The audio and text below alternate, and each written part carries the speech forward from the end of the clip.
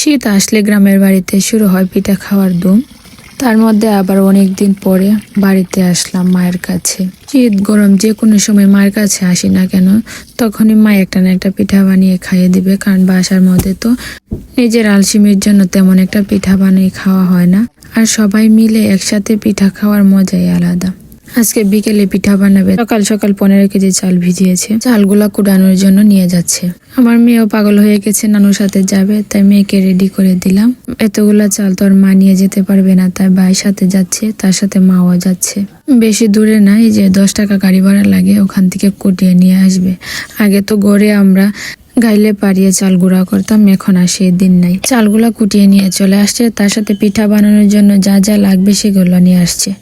এই যে নারকেলটা ভেঙে নিল। চাল কুটিয়ে নিয়ে আসতে আসতে সন্ধ্যা হয়ে গেছে, তাই সন্ধ্যাবেলা সবাই মিলে পিঠা বানানোর তোড়জোড় শুরু করে দিলাম। মূলত আজকে সেমাই পিঠা বানাবো। রাত্রে বানিয়ে সকালবেলা খেতে মজা লাগবে। দুধে সারা রাত ভিজে অনেক মজা হয়ে টুসটুসা হয়ে থাকবে। নারকেল কুড়ো করে নিয়ে চালগুলা পাকিয়ে বড় বড় কায়ের ডো বানিয়ে নিয়েছি। লম্বা লম্বা করে এরকম চালের লেচি কেটে নিচ্ছি। এটার প্রসেসটা সত্যিও অসাধারণ। যাতে সব বোনেরা মিলে মজা করতে করতে, মাও একদিকে করতেছে, আমরা সব বোনেরা মিলে একদিকে করতেছি। সবাই মিলে একসাথে কাজ করলে সব কাজই অনেক তাড়াতাড়ি হয়ে যায়। সেমাই পিঠা তো আমি প্রথমে হাত দিয়ে এরকম সেমাই কাটতেই পারতেছিলাম না, আমার মায়ে শুধু করতেছিল। তারপরে আস্তে আস্তে মার সাথে বোনও শুরু করলো, তারটাও প্রথমে হচ্ছিল না। ছোটবেলায় এরকম সেমাই অনেক কাটতাম, কিন্তু এই পিঠাটা তেমন একটা বানানো হয় না, সেজন্য আবার ভুলে গিয়েছি। এই পিঠাটা বানাতে অনেক মানুষ লাগে, তাই এই পিঠাটা তেমন একটা করাও হয় না। সবাই একসাথে হলে তারপরেই করা হয়। মার সেমাই কাটাটা অনেক বেশি সুন্দর হয়েছিল। মার সাথে আমিও একটু একটু চেষ্টা করছিলাম। আমি মূলত প্রথমে আমাকে দিয়েছিল লম্বা লম্বা লেচি কাটার জন্য, কারণ আমি ছোট ছোট সেমাই কাটতেই পারতেছিলাম না। সেমাই কেটে দেখি অনেকগুলা হয়েছে। তারপরে যে ডোগুলা রয়ে গেছে সেগুলা রুটি বানাবো। আর এই যে দেখুন, একটা বল হয়েছে। এই বলটা কিন্তু অনেক বড়, ভিডিওতে তেমন একটা বোঝা যাইতেছে না। এই বলটা কিন্তু অনেক বড়, পুরো এক বল ভরে গিয়েছে।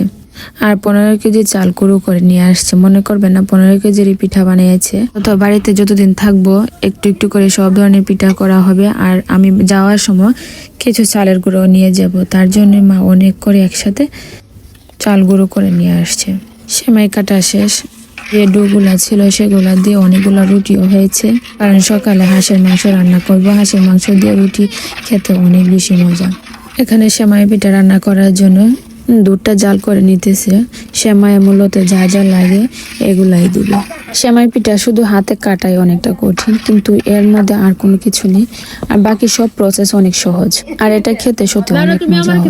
প্রথমে গড়ে বসিয়েছিল, এটা হচ্ছে কারেন্টের চুলা, ইনফ্রারেড চুলা।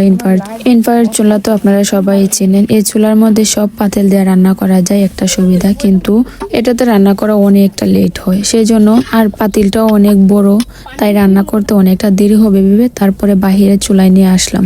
যে রুটিগুলা বলা হয়েছিল, এক পাশে রুটিগুলা সেঁকে নিচ্ছে, আর অন্য পাশ দিয়ে যে সেমাইগুলা জাল দিতেছে। এখানে বাদাম, কিশমিশ, তারপরে এলাচ, দারুচিনি আর চিনি, সব শেষে নারকেল কোড়াটা অ্যাড করে দিয়েছে।